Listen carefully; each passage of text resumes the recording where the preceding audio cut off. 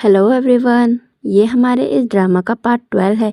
तो बिना देरी के से स्टार्ट करते हैं। लेकिन उससे पहले जिन्होंने हमारे मस्त मांगा वर्ल्ड को अभी तक सब्सक्राइब नहीं किया है तो प्लीज़ सब्सक्राइब कर दें ताकि आपको आगे की अपडेट मिलती रहे। यूरिल फिलिक्स को पानी से बाहर निकालता है और ऊपर लाकर फर्श पर लेटा देता है और घबराते हुए सोच रहा होता है ये अच्छे से सांस नहीं ले रहा है। वो फिलिक्स को सीपीआर भी देता है। फिलिक्स, क्या तुम मुझे सुन रहे हो? उनको देखकर बहुत सारे लोग वहां पर जमा हो जाते हैं। क्या कोई डूब गया है? कोई जल्दी से एम्बुलेंस को कॉल करो। और यूरिल को उनमें से किसी की बातें सुनाई नहीं दे रही होती। वो सिर्फ फिलिक्स के चेहरे को पकड़कर उसको गौर से देखे जा रहा होता है। फिलिक्स, मेरा मेरा ऐसा करने का कोई इरादा नहीं था।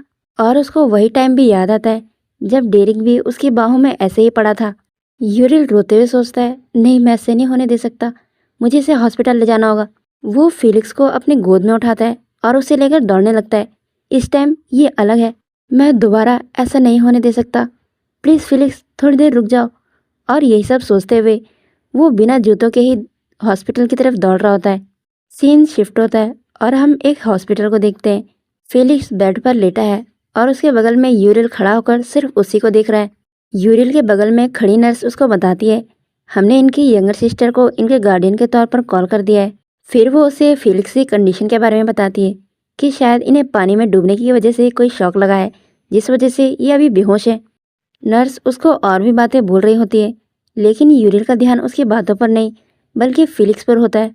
जब यूरिल का कोई जवाब नहीं आता तब नर्स उससे पूछती है, एक्सक्यूज मी सर, क्या आप ठीक है? और ऐसे ही नर्स उसे 3-4 बार आवाज़ लगाती है। कुछ टाइम बाद यूरिल होश में आकर कहता है, आप मेरी चिंता मत कीजिए। तब नर्स भी वहाँ से चली जाती है कि कोई ज़रूरत हो तो आप मुझे बुला लेना। नर्स के जाते ही यूरिल लंबी सांस छोड़ता है और फेलिक्स के बगल में एक चेयर पर बैठ जाता है। यूरिल फेलिक्स का हाथ पकड़ता है और अपने फेस को उसके हाथ पर रखकर सोचने लगता है, ये सब मेरी गलती है। मैंने डेरिक को दोबारा से खतरे में डाल दिया, जो कि मैंने प्रॉमिस किया था कि मैं ऐसा कुछ नहीं करूँगा। वो फेलिक्स के हाथ पे किस करता है और रोने लगता है। तब यूरिल को एडन की एक बात याद आती है जहाँ एडन उससे कह रहा होता है, तुम्हें उसको भूल जाना चाहिए। तुमने मरमेड और ह्यूमन को कभी एक साथ होने के बारे में सुना है? तुमने कहा था कि उसको वैसे भी कुछ याद नहीं है, तुम सिर्फ उससे अट्रैक्ट हो रहे हो। तुम ये पास्ट लाइफ वगैरह के बारे में भूल क्यों नहीं जाते? वो अभी एक बिल्कुल ही अलग पर्सन है। और एडन की बात सुनकर तब यूरिल ने कहा था कि ये सब बकवास है। और अब ये बातें याद करके यूरिल सोच रहा है, मैंने सोचा था कि अब हम दोनों डिफरेंट होंगे। मुझे लगा था कि वो मुझसे बहुत ज़्यादा प्यार करेगा जैसे पहले करता था, पर ये सब सिर्फ मेरे दिमाग का एक खेल था और कुछ नहीं। ऐसे ही कुछ टाइम बाद हम फेलिक्स को देखते हैं जहाँ उसको धीरे धीरे होश आ रहा होता है। वो उठकर बैठता है और यूरिल को देखता है जो कुर्सी पर ही उसके बगल में लेट गया है। वो आसपास देखता है कि मैं कहाँ हूँ, ये तो हॉस्पिटल है। फिर वो दोबारा से यूरिल की तरफ देखता है कि ये यहाँ पर क्या कर रहा है, वो भी इस तरीके से। फिर उसकी नज़र उसके पैरों पे जाती है कि इसके पैरों में से तो खून निकल रहा है, इसके जूते कहाँ चले गए? वो उसके सर को सहलाने के लिए अपना हाथ आगे बढ़ाता है लेकिन फिर रुक जाता है। नहीं, मुझे स्ट्रांग रहना होगा, इससे मेरा कोई मतलब नहीं। इसकी हरकतें ऐसी है कि ये तो एक पंच डिजर्व करता है। और तभी यूरिल की भी आंखें खुल जाती है। वो फेलिक्स को जागा हुआ देखकर अचानक से उठता है और उसके कंधे पकड़कर कहता है, फेलिक्स, क्या तुम ठीक हो? फेलिक्स उसके हाथों को झटकते हुए कहता है, मुझे टच मत करो। और फेलिक्स के हाथ झटकने की वजह से यूरिल सैड होकर वहीं बगल में बैठ जाता है और कहता है, ओह, आई एम सॉरी। वो दोबारा धीरे से फेलिक्स का हाथ पकड़ते हुए कहता है, मेरा मेरा सच में तुम्हें हर्ट करने का कोई इरादा नहीं था Felix, I am sorry. Uriel और कुछ कह पाता तभी रूम का गेट खुलता है और मिया चिल्लाते हुए अंदर आती है। फेलिक्स मिया की तरफ देखता है और यूरिल के हाथ से अपना हाथ छुड़ा लेता है। मिया रोते हुए फेलिक्स के पास आती है और उस पर चिल्लाते हुए कहने लगती है, तुम कहाँ थे? तुम्हें पता भी है मैं तुम्हारे लिए कितना चिंता कर रही थी। मैं कितना ज़्यादा डर गई थी कि तुम किडनैप हो गए होंगे और तुम्हारा चेहरा सीधा न्यूज़ में ही दिखाई देगा। और फेलिक्स कहता है, वो मुझे कुछ काम आ गया था और मेरा फ़ोन भी खो गया था, तो तुम थोड़ी देर बाहर चलो, मैं आता हूँ। और ये कहकर वो मिया को कुछ टाइम के लिए बाहर भेज देता है। और यूरिल सोच रहा होता है, डेरिक मेरी माफ़ी एक्सेप्ट तो कर लेगा ना? वो कर लेगा अगर मैं उसको अच्छे से सॉरी कहूँ। और ये सब सोचते हुए वो नर्वसनेस में अपने नेल्स को बाइट करने लगता है। मिया के बाहर जाते ही फेलिक्स लंबी सांस छोड़ता है और पीछे पलटकर यूरिल को देखता है और उसका नाम पुकारता है, यूरिल। और यूरिल जो अपने ख्यालों की वजह से बहुत ज़्यादा नर्वस था, अपना नाम सुनकर अचानक से चौंक जाता है। तब फेलिक्स कहता है, मुझे लगता है ये हम दोनों के लिए अच्छा होगा कि हम दोनों कुछ टाइम के लिए अलग हो जाए। फेलिक्स की बात सुन के यूरिल शॉक हो जाता है और अपनी चेयर से उठकर कहता है, फेलिक्स तुम्हारे कहने का क्या मतलब है? लेकिन फेलिक्स उसकी बात का कोई जवाब नहीं देता और वहाँ से जाने लगता है कि अभी यही चीज़ करना सबसे ज़्यादा ठीक है, और गेट बंद करके वहाँ से चला जाता है। यूरिल उसको रोकने के लिए उसके पीछे दौड़ता है। फेलिक्स फेलिक्स प्लीज़ रुक जाओ। लेकिन उसके पास जाने के लिए वो अपने और कदम आगे नहीं बढ़ा पाता और सिर्फ उसको जाते हुए देखकर रोने लगता है। मैंने एक बार फिर से सब कुछ बर्बाद कर दिया। सीन शिफ्ट होता है और हम फेलिक्स को देखते हैं जो मिया के साथ घर आ गया होता है और बहुत ही ज़्यादा खुश होते हुए सोफे पर ही लेट जाता है। और तब मिया उससे पूछती है, अब मुझे बताओगे कि क्या हो रहा है? तब फेलिक्स कहता है, क्या मैं थोड़ा रेस्ट करने के बाद तुमको बता नहीं सकता? फेलिक्स का जवाब सुन के मिया थोड़ी देर चुप रहती है और फिर कहती है, चलो ठीक है, मैं शॉप बंद करने के लिए जा रही हूँ। मैं सब कुछ ऐसे ही छोड़कर आ गई थी जब हॉस्पिटल से कॉल आया था। और फेलिक्स उससे माफ़ी मांगता है कि उसने उसको परेशान कर दिया। और मिया जाते हुए कहती है, कोई बात नहीं, तुम ठीक हो तो सब कुछ ठीक है। और ये कहकर वो वहाँ से चली जाती है। मिया के जाने के बाद फेलिक्स सोफे पर बैठ जाता है और न्यूज़ सुनने लगता है, लेकिन उसके दिमाग में कुछ और चीज़ें चल रही होती हैं। पता नहीं इस वर्ल्ड में लव के कितने वर्जन एग्जिस्ट करते होंगे, 10, 20 या फिर मेरे ख्याल से बहुत सारे। और तब यूरिल के बाद भी उसको याद आती है जो उसने कही थी कि क्या मैं जो अभी फील कर रहा हूँ वो लव नहीं है। मैं उसको इस बात का जवाब कैसे दूँ? वो शायद अब घर पहुँच गया होगा ना। पता नहीं उसके पैर कैसे होंगे, उनमें बहुत ज़्यादा चोट लगी हुई थी।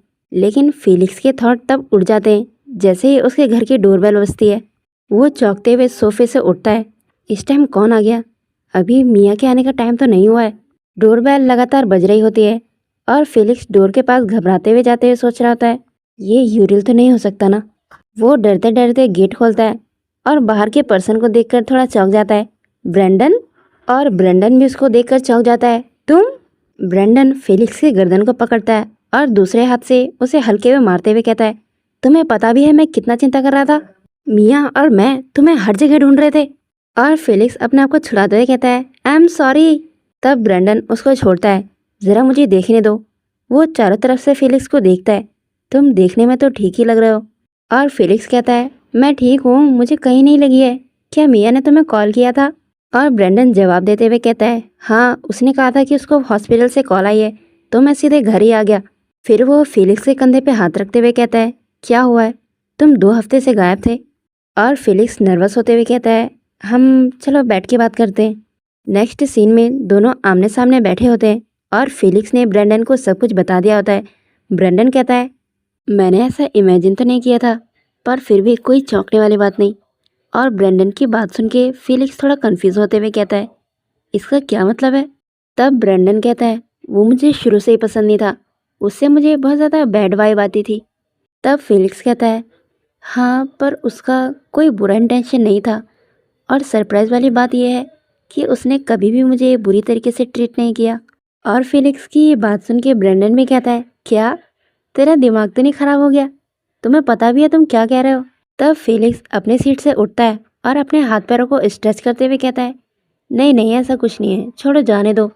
मुझे घूम के आना चाहिए। अगर हम यहाँ बैठे रहेंगे तो पूरा टाइम सिर्फ यूरिल के बारे में ही बात करते रहेंगे। और दोनों उठकर ग्रॉसरीज खरीदने के लिए जाने लगते हैं क्योंकि आज तीनों घर पर ही डिनर करने वाले हैं। और फेलिक्स अपनी हेड पहनते हुए सोचता है, सब कुछ जैसे पहले था वैसा हो गया है, और मेरी लाइफ भी।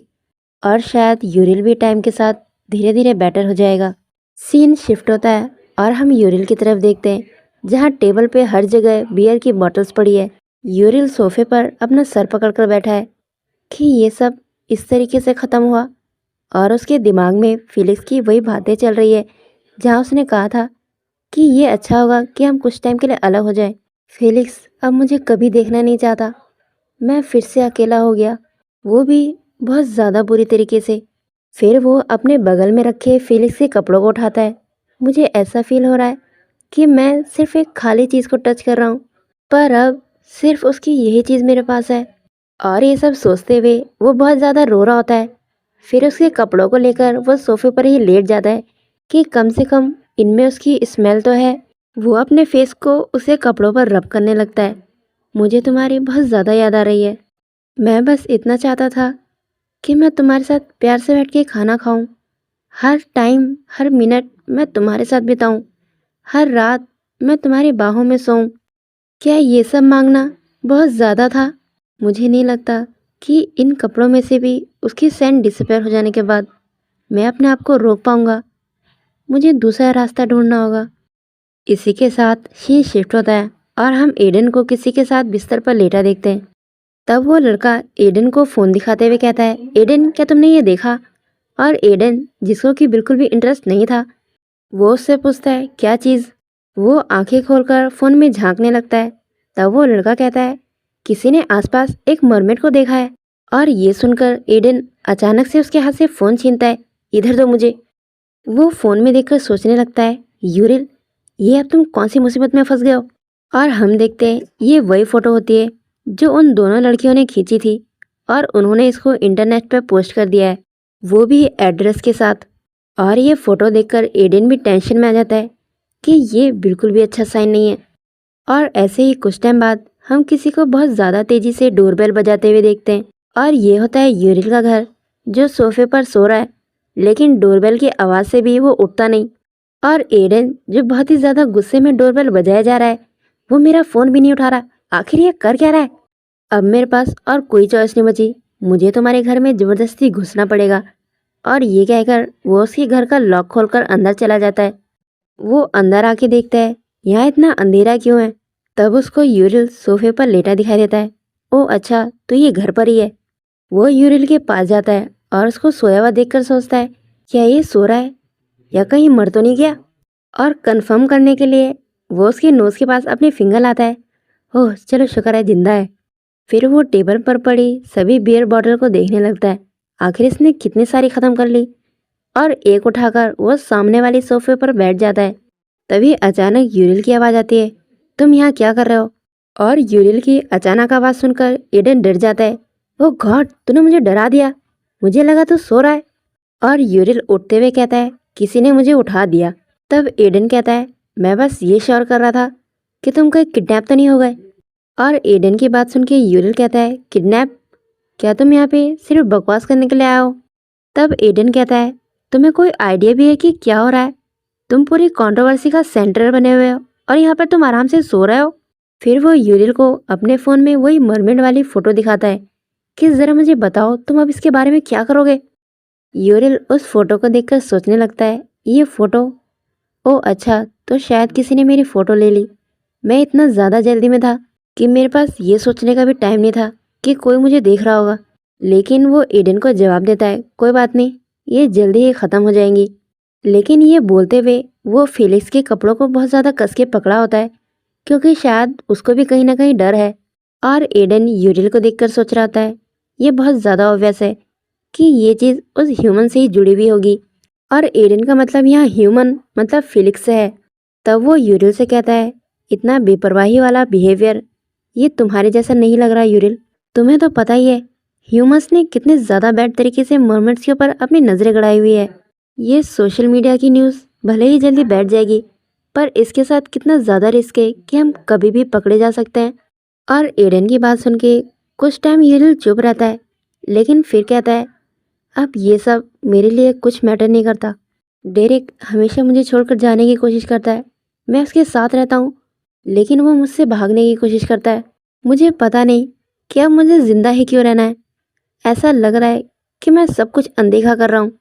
और उसकी बातें सुनकर एडन सोफे से उठते हुए सोचता है, जैसे ये अपने करैक्टर से बाहर बातें कर रहा है, उससे पता चल रहा है कि इसका दिमाग सही जगह पे नहीं है। वो टेबल के पास आकर उससे कहता है, मुझे पता नहीं कि तुम दोनों के बीच में आखिर क्या चल रहा है, पर मैं जो देख रहा हूँ मुझे लगता नहीं कि तुम उस पर ज़रा सा भी ट्रस्ट करते हो।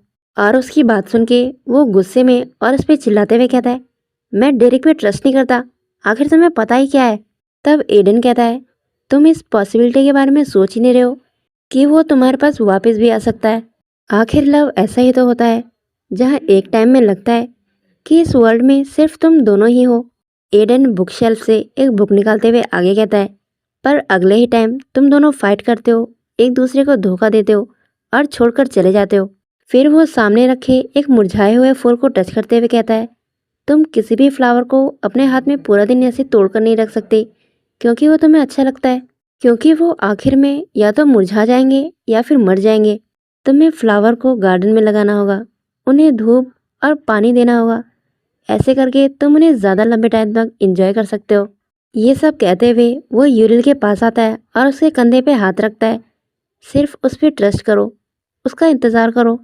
तुमने इतने लंबे टाइम तक उसका इंतज़ार किया है। और यूरिल भी उसकी बातें चुपचाप होकर सुन रहा होता है और कहीं ना कहीं थोड़ा बहुत समझ रहा होता है। ऐसे ही सीन शिफ्ट होता है और हम एक अनजान जगह पे किसी को दौड़ते हुए देखते हैं।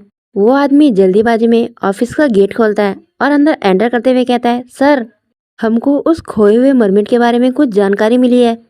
ऑफिस में बैठा आदमी अपनी चेयर को पलटता है और सामने रखी फाइल को उठाते हुए कहता है, क्या तुमने इसे अच्छे से चेक कर लिया है? तब वो आदमी अपने लैपटॉप में देखकर उसे बताता है कि एक विटनेस ने ये कहा है कि दो आदमी पानी में गिर गए थे और वो टाइम और लोकेशन उस फोटो से बहुत ज़्यादा मैच कर रहा है। तब चेयर पे बैठा आदमी फोटो को टेबल पे पटकते हुए कहता है, वेरी गुड, जल्दी से जल्दी वहाँ पे किसी को भेजो और ये पक्का श्योर करना कि ये बात लीक ना हो। और हम देखते हैं वो फोटो किसी और की नहीं बल्कि यूरिल की है। लेकिन साथ में हम टेबल में एक किनारे पर फैमिली फोटो भी नोटिस करते हैं और उसका ये ऑर्डर सुनकर दूसरा आदमी वहाँ से चला जाता है। तो आज के लिए बस इतना ही, मिलेंगे नेक्स्ट चैप्टर में। तब तक के लिए बने रहिए हमारे साथ। Thanks for watching.